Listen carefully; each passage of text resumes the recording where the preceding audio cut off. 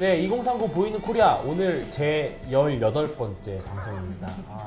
요즘에 저희의 언행과 어떤 행실에 대해서 우려하시는 분들이 많아요. 네. 좀 기대하셨던 게 좀 있었는지 모르겠지만 그래서 저희가 오늘은 좀 언행을 많이 자제하고 주용이 형 같은 경우 오늘 원래 청테이프까지 이렇게 하려고 했다가 그럼 더 입막음이요?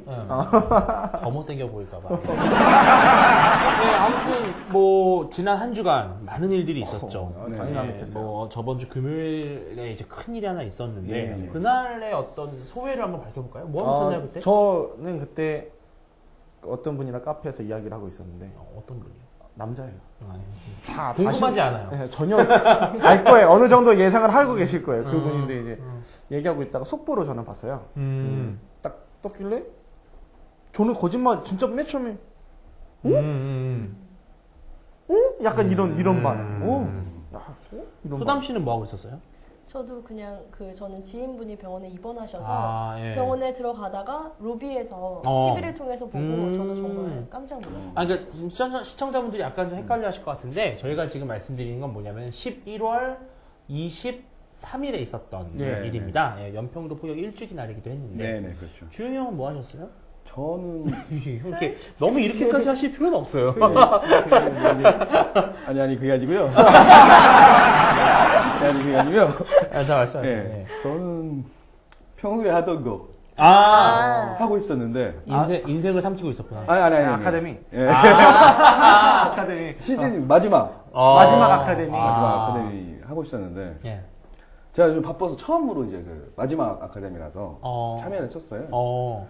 그랬더니 이제 후배 우리 운영진 중에 한 명이 우리 운영진 아니었구나. 아무튼 지인이 보고 형 됐어요. 그러는 거예요. 지인이가? 지인이? 지인이. 너 진짜 아는 사람 있어요. 지인이가 친구가 있어요. 친구가 지금. 전 여자친구 아니야? 아닙니다. 저번에 공개 방송에서 조용히 형이 전 여자친구한테 잘 살고 있냐? 공개 방송이 아니라 영상 편지에서. 알겠습니다. 저는 그날 이제 고등학교, 대학교 동문회였어요. 동문회. 그날이구나. 제가 선덕고등학교를 나왔는데 선덕고등학교 동문 여러분 안녕하십니까? 선덕여왕? 선덕고등학교라고 있어요. 명문이에요. 강북 명문인데. 자격 명문 아닌 학교 어디 있어요? 근데 그 학교를 나와서 저희 대학교를 나온 선배님들과 이제 강남역 쪽에서 오리를 흡입하고 있었는데. 이제 제가 막내였거든요. 이제 부지런히 뭐 술 따르고 막 이렇게 하고 있는데 갑자기 이제 속보가 떠서 제가 그 소식을 말씀을 드렸더니 거기 계신 분들의 만감이 교차하더라고요. 어떤 분은 탄식이 나오시고 어떤 분은 막 이러시고. 어쨌든 그런 일이 있었는데요. 그 전에 저희가 이제 그 전날 방송 녹화를 했었죠. 그 전날이었나요? 전날. 전날이죠. 전날이다. 그 전날 저희가 녹화를 했는데 분명히 내기를 했단 말이죠. 내기 내용이 뭐였죠? 단일화를 할 것이냐, 안 할 것이냐. 요거였는데 하나가 될 것이냐 말 것이냐. 근데 사실 어떻게 보면 약간 무승부라는 느낌이 들어요. 그렇죠. 저는 그렇게 생각합니다. 어쨌든 아니 여기서 더 이상 얘기하면 왜? 아니 그만해. 그만해. 그냥 오늘 아무 말도 하지 말고 가자. 자 아무튼 그래서 무승부. 뭐 이렇고 이건 안 했고. 뭐 안 해도 사실 그렇거나 다름없잖아요. 어쨌든 그렇습니다. 자, 뭐 그 얘기는 여기서 이제 잠시 접어두고 정치적인 얘기는 안 하기로 했으니까.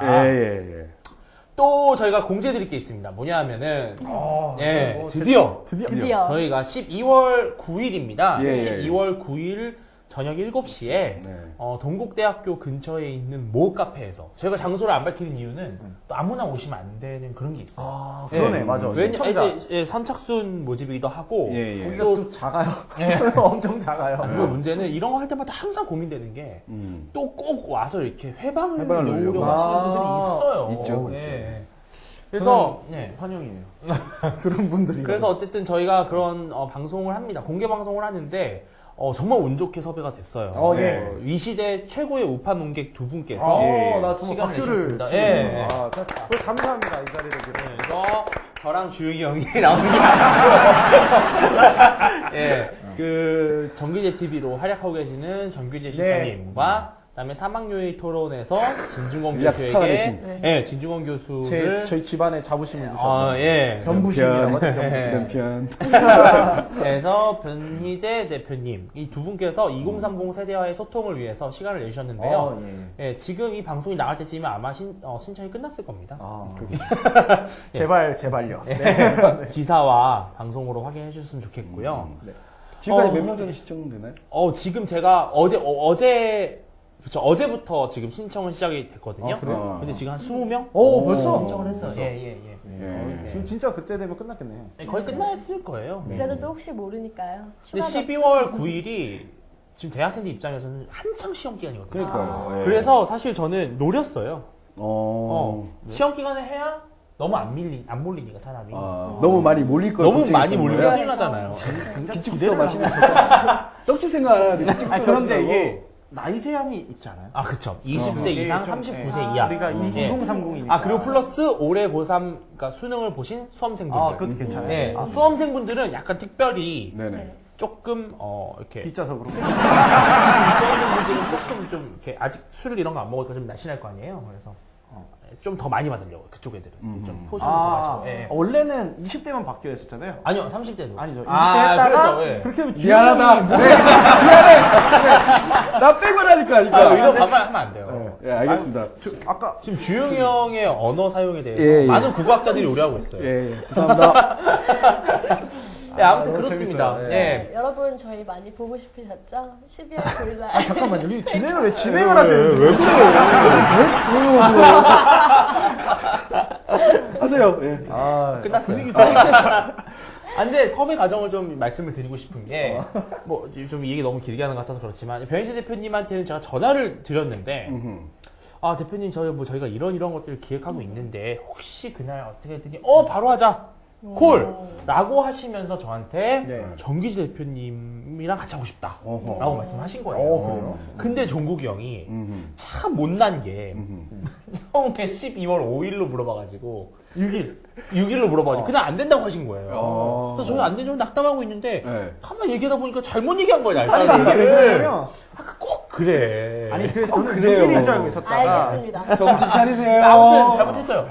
저는 완전 그래서 저희가 뭐 카톡을 좀 처음 공개할 수는 없지만 서로 놀래갖고 정말 해서 바로 이제 전화. 그래서 12월 9일로 다시 말씀드렸더니 시장님이 딱 전화 받았을 때 제가 이제 정규제 TV에 비공식적인 막대 먹은 종국씨라고 하고 있었잖아요. 막대 먹은 종국씨 하면서 제가 시장님 이런 일이 있으면 그러니까 그래 가자 된다 이렇게 해서 바로. 아무튼 저희를 사랑해 주시는 분들이 많이 계신 것 같아서 다행입니다. 하지만 저희를 싫어하시는 분들도 만만치 않더라고요. 요즘에 특히나 이제 트위터 상에서. 근데 저희는 국민 대통합을 또 추구하잖아요. 이것도 나가면 저희 그분들도 다 품어야 됩니다. 그럼요. 아무튼 두 번 다시 오지 않아요? CF 욕심 있어? 이거 좀 보크를 빨리 문 닫게 하고. 소담 씨 노린다는 말. 아무리 CF 욕심 나도 그런 거 하지 마세요. 대부업체 이런 거 하지 마세요. 객팅 이런 거?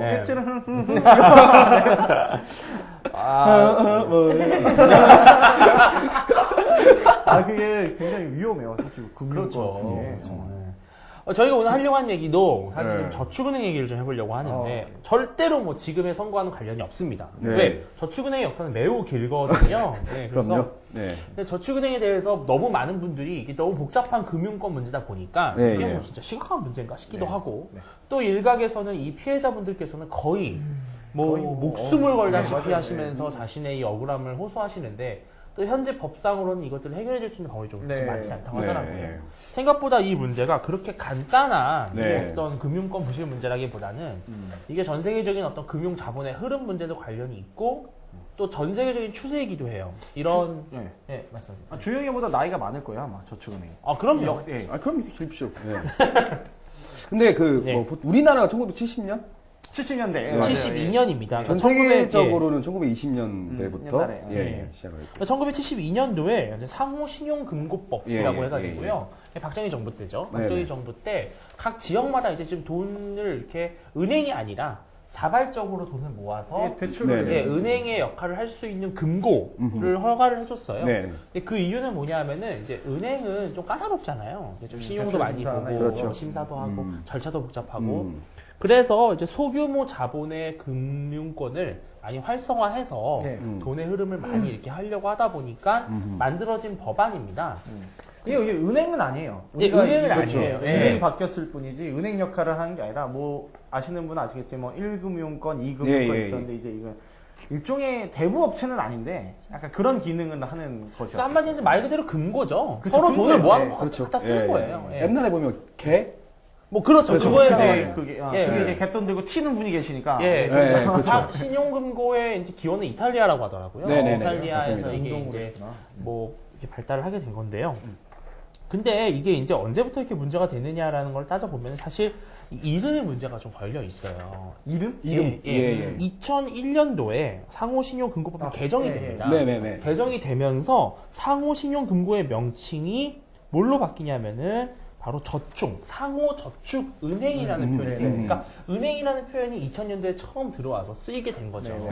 그때부터 은행의 역할을 할 수 있었어요. 그때부터 맞아요. 맞습니다. 그렇죠. 개명과 동시에 그렇죠. 이제 역할이 바뀐 건데. 그러니까 한마디로 말하면은 이제 어떠세요? 금고라는 표현과 은행이라고 하는 표현의 차이는 크죠. 그렇죠. 은행이라는 말을 들으면은 신뢰도가 일단 그렇죠. 엄청나게 올라가고. 그리고 은행 같은 경우에는 이제 돈을 뭐 받아서 그거 갖고 또 투자도 하기도 하고 그렇죠. 그런 개념이죠. 금리가 또 이제 높아져서 그래서 이제 2002년도에 이제 그 법이 개정이 됐고 2002년 3월에 처음으로 저축은행이라는 표현을 쓰게 되는데요. 여기 제가 이제 발췌해온 논문에 보면 이런 표현이 나와 있어요. 고객들에게는 은행과 같은 금융기관으로 인식이 있었지만 건전성 감독 기준 등에서 은행과 비교할 수 없이 완화된 기준이 적용되고 있었다. 즉 뭐냐면 은행과 같은 법이 규정이 되지 않으면서 은행과 같이 보이게끔 했다는 거죠. 그러니까 그런 것들이 이제 일단 각 지방에 계신 어떤 서민들 입장에서는 잘 모르시는 분들 그리고 약간 이자율도 높거든요. 그렇죠. 이자율도 높죠. 원래 경제학의 법칙이라는 게 그거잖아요. 리스크가 높으면 어떤 수익도 높잖아요. 왜 아시겠지만 국채 같은 거, 국채 사시는 분들은 아시겠지만 되게 이율이 낮습니다. 20년 만기 국채 뭐 이런 거 이율이 낮은 이유가 아주 안정적이기 때문에 그런 거거든요. 그러니까 이제 보통 말씀하세요. 그러니까 많은 분들로 하여금 모르는 분들은 리스크는 은행이라고 하니까 리스크는 적어 보이면서 수익성은 높은 그런 그리고 우리 이제 경험을 놓고 보면 IMF가 1997년도에 왔잖아요. 그 전까지는 은행이 망할 거라는 생각 별로 안 해요. 그렇죠. 은행은 절대 은행은 망하지 않는다. 근데 이제 1997년도 우리가 IMF 사태를 맞이하면서 은행도 망할 수 있다는 걸 알기는 않았지만 그래도 사람들의 이렇게 깊은 내리 속에서 잡혀 있는 거는 지금까지 그렇잖아요. 그래도 은행은 좀 안전하다. 그렇기 때문에 저축은행이라고 표현하는 것 자체도 사람들이 이제 리스크 자체가 있음에도 불구하고 그거에 대한 생각보다는 좀 뭐 리스크는 뭐 있을 수 있겠으나 여하튼 이자율이 높기 때문에 뭐 더 목돈을 마련하는 데는 이게 더 유리하다라고 인식을 했던 거죠. 특히 서민들 같은 경우에 이제 쌈짓돈 모아놓으신 분들 있잖아요. 몇 천만 원 이런 정도의 분들은 그 이자 얼마에 상당히 민감한 영향을 받거든요. 그래서 그리고 또 이런 게 있습니다. 뭐냐면요. 예컨대 종국이 형이 그쪽에서 근무하는 사람이라고 가정을 해봐요. 그러면 이 사람 입장에서 예금을 많이 유치해야 되는 게 입장이 되잖아요. 근데 명함을 주는데 제가 뭐 어디 예를 들어서 뭐 사회안정 신용금고입니다라고 명함을 주는 것과 사회안전 저축은행입니다라고 명함을 주는 게 다르게 느껴진다는 거죠. 그리고 또 하나 재밌는 부분이 이제 그겁니다. 저축은행에 대한 예금 보호 한도를 2천만 원이었어요. 근데 이게 5천만 원으로 상향 조정이 됐는데요. 이게 또 사람들의 인식을 바꿉니다. 왜냐하면은 2천만 원까지밖에 보호 한도가 안 돼. 그러면 저게 좀 약간 위험한가 보구나. 많이 하면 안 되겠구나 생각이 드는데 5천만 원이나 한다면은 5천만 원 이하로는 거의 문제가 없다는 거 아닐까? 이런 생각이 들 수밖에 없거든요. 제가 그 얘기해도 돼요. 제가 저축은행 피해자분. 그만합시다. 아니, 뭘 말해? 아무 얘기도 하지 마시고. 그냥 내가 뜯긴 얘기만 하면 돼? 내가 혹시 뭐 뜯긴 거 있어? 형 얼마 저축돼 있어요? 은행에, 통장에. 저요? 네. 상당합니다. 진짜요? 농담이에요, 농담. 내가 알기로는 없는데. 없어요. 자, 그리고 또 사실 이거는 이제 어떤 정치적인 문제를 떠나서 좀 우리가 이제 좀 눈여겨볼 만한 일이 뭐냐면 바로 부동산 시장의 이 침체가 네네. 또 관련이 있어요. 왜냐하면은 이 저축은행 입장에서도 돈을 받으면 이걸 또 수익을 내야 되잖아요. 그렇죠. 이 자본으로. 예. 그럼 어딘가 투자를 해야 돼요.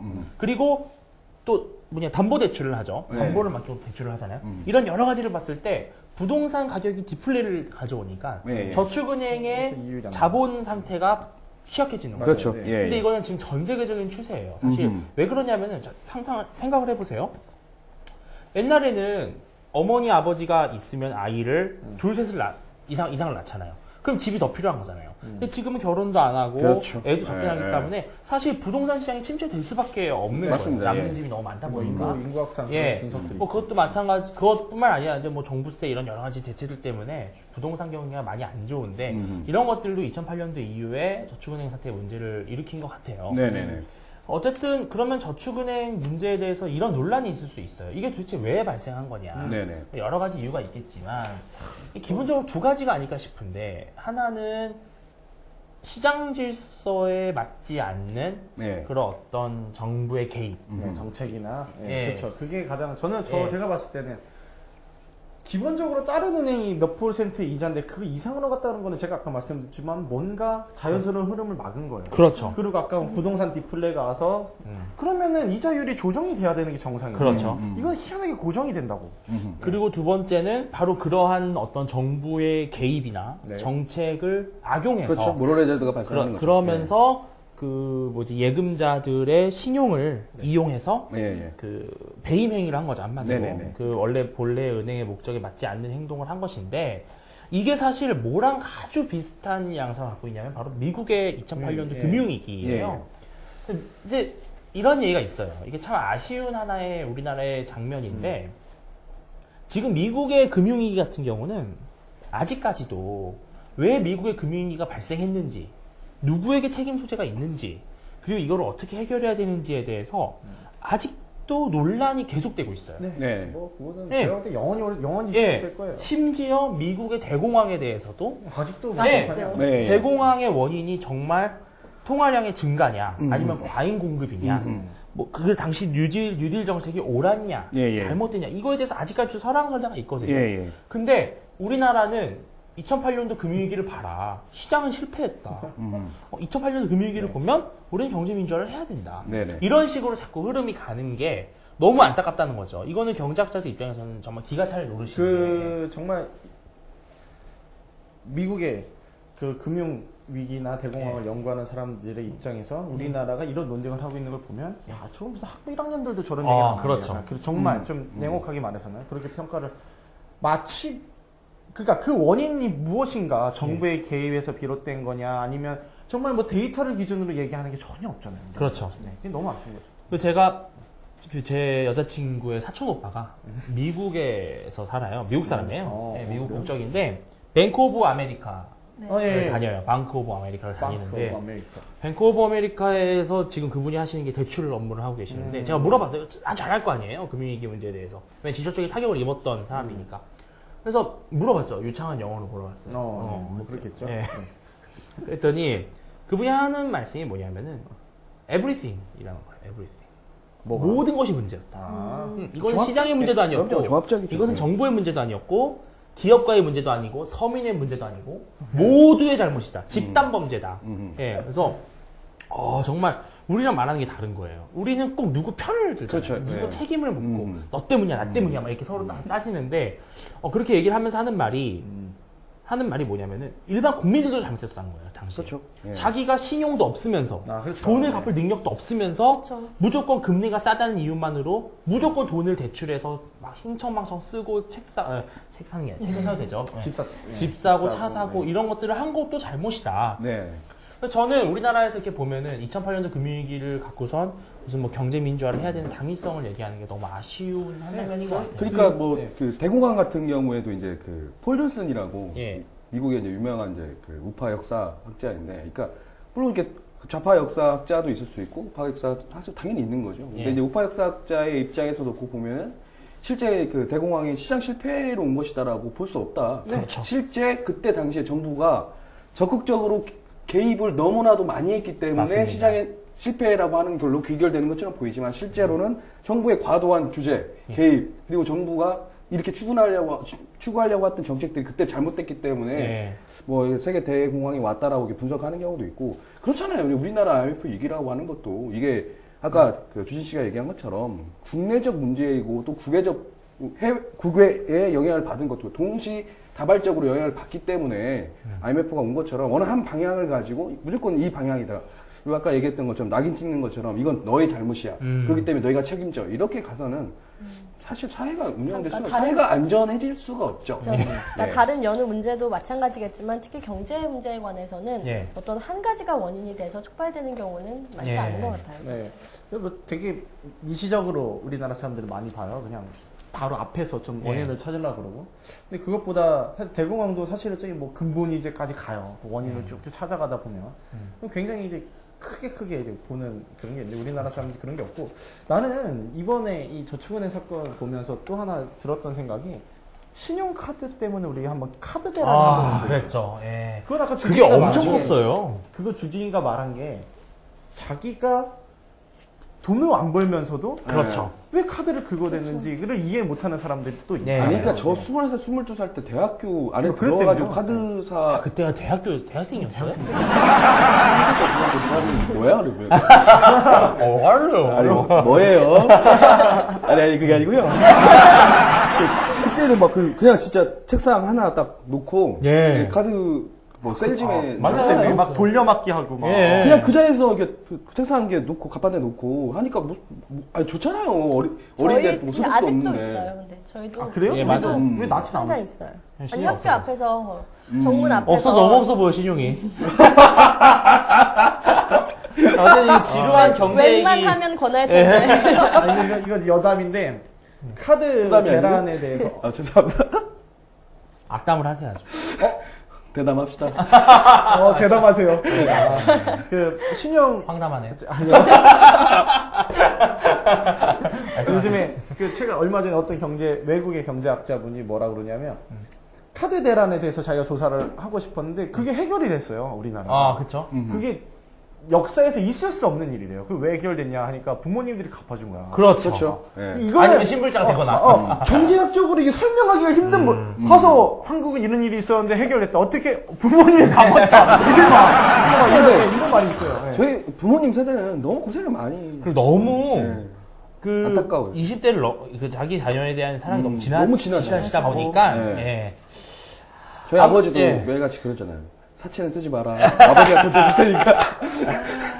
아무튼 좀 약간 지루한 경제 얘기를 해봤는데 여러분들이 저축은행 사태에 대해서 좀 정확히 아셨으면 하는 마음에서 얘기를 말씀드렸어요. 왜냐하면은 이게 지금 단시간 내에 해결될 문제가 아니고 단지 뭐 대선 문제가 아니고 앞으로도 1년, 2년, 3년 동안 계속 이 문제가 계속될 거기 때문에 궁금하면 네이버 검색 한번 해보세요. 네, 저축은행 문제가 사실 복합적이고 복잡한 문제이긴 한데 소비자 입장에서도 물론 어렵게 모은 돈을 큰 수익을 얻고자 그런 마음은 이해할 수 있겠지만 그래도 예금자 보호법에 의해서 그 보호되는 액수를 좀 알아보시고 그렇죠. 미연에 그런 일을 방지하는 그런 결국 소비자의 태도가 필요할 것 같아요. 내가 나를 지켜야 된다는 그렇죠. 거죠. 아무튼 뭐 이렇게 마무리를 지으면서 저희가 다음 시간에 톡톡톡으로 다시 돌아오도록 하겠습니다.